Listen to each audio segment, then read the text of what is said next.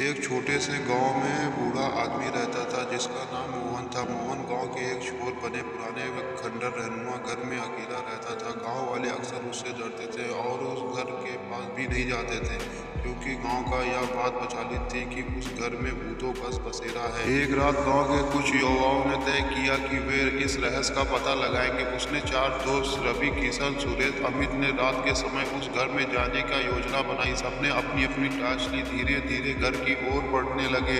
अंधेरा था और चारों तरफ डर का माहौल था, लेकिन उत्सव भी कम नहीं था। जब वो खंडर रहनुमा घर के पास पहुंचे तो दरवाजा खुद ब खुद खुल गया। यह देखकर थोड़ा रहम गए, लेकिन हिम्मत जुटाकर अंदर चले गए। घर के अंदर चारों ओर जाले थे और धूल जमी हुई थी और एक अजीब सी ठंडक थी। अचानक उन्होंने घर के अंदर किसी के चलने की आवाज सुनाई दी। सबके रोंगटे खड़े हो गए। दीपक ने हिम्मत करके आवाज दी और दिशा में टॉर्च मारी तो उन्होंने देखा कि एक काले कपड़े पहनकर एक बूढ़ा आदमी सामने खड़ा था। उनकी आंखें लाल थी और चेहरे पर अजीब सी डरावनी मुस्कान थी। बूढ़े आदमी ने धीरे धीरे उनकी ओर कदम बढ़ाना शुरू किए। डर के मारे चारों दोस्तों के पैर मानो जमीन में जम गए। अचानक बूढ़े आदमी ने कहा, तुम लोग यहाँ क्या कर रहे हो? उनकी आवाज इतनी डरावनी थी कि रवि के होश उड़ गए।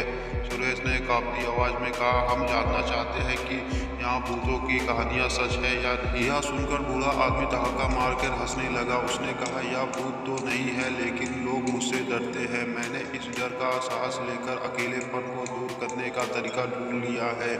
अब तुम लोग डर के मारे यहाँ दोबारा नहीं आओगे और ना ही किसी को आने दोगे। यह सुनकर चारों को समझ में आ गया कि बूढ़े आदमी ने अपनी डरावनी छवि को लोगों में फैलाकर अपना अकेलापन दूर करने की कोशिश की थी। वे चारों जल्दी से वहां से भाग निकले और गांव लौटकर किसी को भी यह सच्चाई नहीं बताई।